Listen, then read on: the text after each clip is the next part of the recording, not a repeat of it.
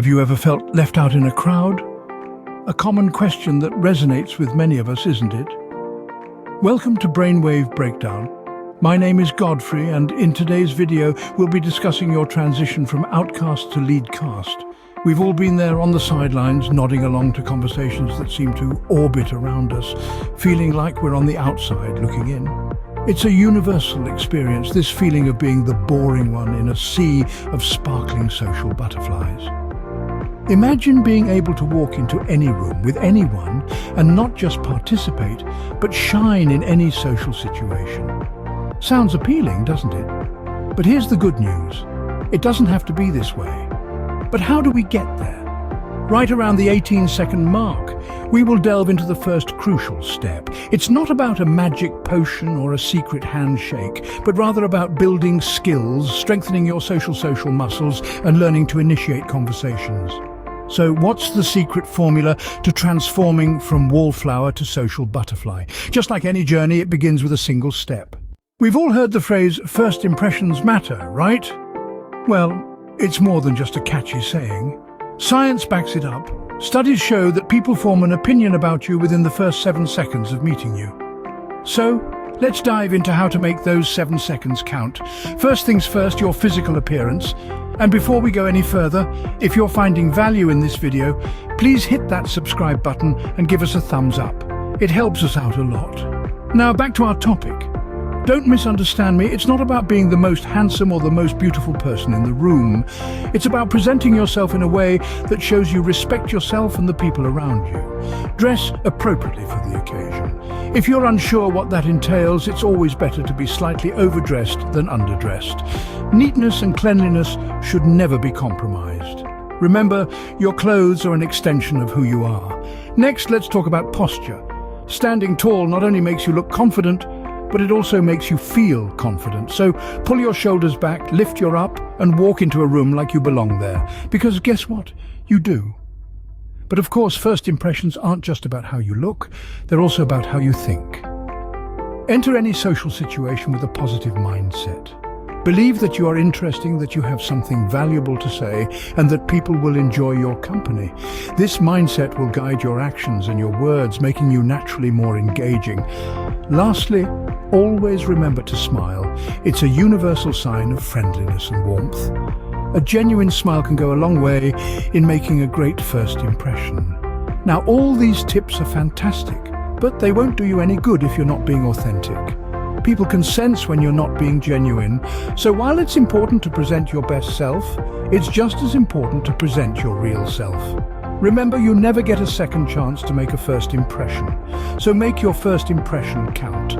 Make it a reflection of who you truly are and let it be the first step in your journey from being a wallflower to becoming a social butterfly. What's the secret of a captivating conversation, you may wonder? Well, the answer lies not just in the words you say, but how you say them, and even more importantly, how you listen. Let's delve into this art form, shall we? It's like a dance, where partners move in sync, responding to each other's cues. The first step in this dance is listening, and not just with your ears. Listen with your eyes, your mind, and your heart. Pay attention to not only what is being said, but also to what is left unsaid. The pauses, the inflections, the emotions that color the words. They all carry meaning. Next, we move on to asking questions. But not just any questions, we're talking about open-ended ones. These are not your standard yes or no queries. Open-ended questions invite stories, thoughts, and feelings. They offer an opportunity for the other person to express themselves fully. For instance, instead of asking, "Did you like the movie?" try, "What did you think of the movie?" You'll be surprised at the difference it makes. Now let's add the final touch to our dance, showing genuine interest. This is the secret ingredient that transforms an ordinary chat into a memorable conversation. Show that you value the other person's thoughts and experiences. React to their stories, empathize with their feelings, and share your own experiences when relevant. This creates a bond, a connection that elevates the conversation. So how do you improve these skills? Start by practicing active listening. Make it a point to ask at least one open-ended question in every conversation. And most importantly, practice empathy. Put yourself in the other person's shoes and try to understand their perspective. Remember, a good conversation is not about winning or losing. It's about understanding and connecting. It's about sharing moments and creating memories. Mastering the art of conversation is like learning a new language. It opens up a whole new world. So let's start our journey to become fluent in this beautiful language of connection and understanding.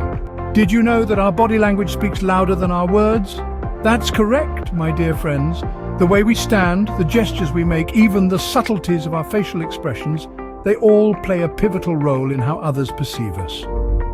Why is body language so important, you might ask? It's because it's an unspoken language that communicates our feelings and intentions far more accurately than words can. It's a universal language that transcends borders and cultures. Think about it. If you're at a social gathering and you're standing in a corner, arms crossed, with a frown on your face, what message are you sending out? Despite your best conversational skills, your body language could be shouting, "I'm not interested," or "I don't want to be here." But worry not. Let's dive into some tips on how to use positive body language that makes you appear more approachable and confident. Firstly, maintain an open posture. Avoid crossing your arms or legs as it can make you seem defensive or closed off. Instead, stand or sit with your body facing the person you're interacting with, showing them that you're open to conversation and engaged in what they're saying. Secondly, eye contact is key. It shows that you're genuinely interested in the person and what they're saying. But remember, there's a fine line between maintaining eye contact and staring, so balance is crucial. Next, let's talk about smiles. A genuine smile can do wonders in making you seem warm and welcoming. It's like an open invitation saying, "Let's chat." Lastly, the power of a firm but not bone-crushing handshake cannot be overstated. It's a classic sign of confidence and respect. Remember, body language is about balance. Too much can be overwhelming and too little can be underwhelming. So practice these tips until they become second nature to you. And don't forget, body language is a two-way street. While you're sending out signals, be sure to read the signals of others too. And this brings us to the end of our discussion on body language. Remember, your body language is the unsaid word of your conversation, so make sure it's saying all the right things. Ever noticed how some people just seem to radiate positivity? There's something about them, isn't there? A spark, a warmth, a magnetic pull that draws you in. They're the ones who light up a room, who turn a mundane gathering into a memorable event. How do they do it? The answer lies in their positive attitude. Positivity is a powerful tool in social situations. It's like a magnet attracting others towards you. When you're positive, you're approachable, you're interesting, and you're enjoyable to be around. And the beauty of it is anyone can cultivate it.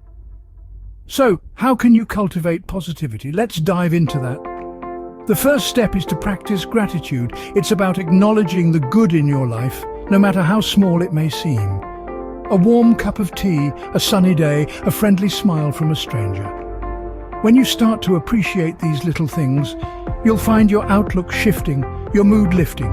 You'll start to see the world through a lens of positivity. Next, maintain a positive mindset.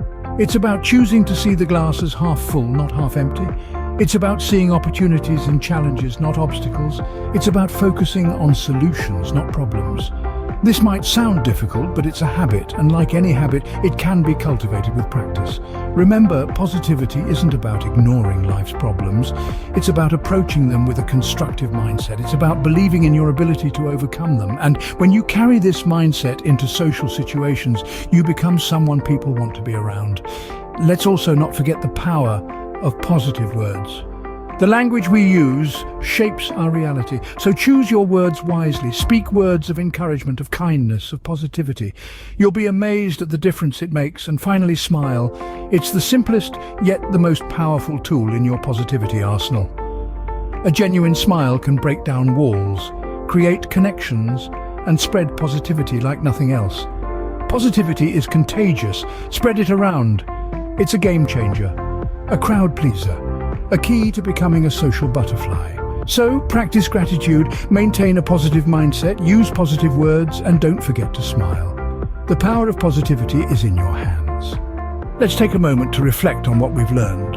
Our journey today, though brief, has been illuminating, hasn't it? We've embarked on a path to become more engaging, more captivating, a true social butterfly. We started by learning how to break the ice. Remember, the key to starting a conversation is to be genuinely interested in the other person. Ask open-ended questions, and don't shy away from sharing a bit about yourself too.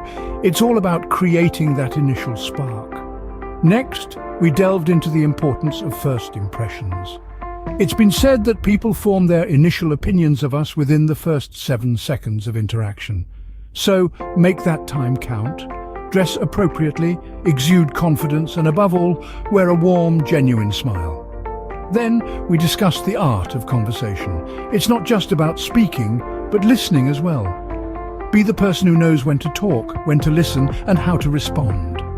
The key is to be present, engaged, and responsive. And remember, a dash of humor never hurts.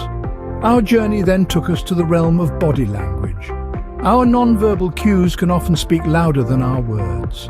Maintain eye contact, use open postures, and mirror the other person's gestures subtly. It's all about radiating positivity and openness. Speaking of positivity, we also touched upon the power it holds. A positive attitude can be infectious, making you a magnet in any social gathering. So, strive to be the beacon of positivity and optimism in every room you enter. In essence, we've learned that being a social butterfly is about being genuine, engaging, and positive.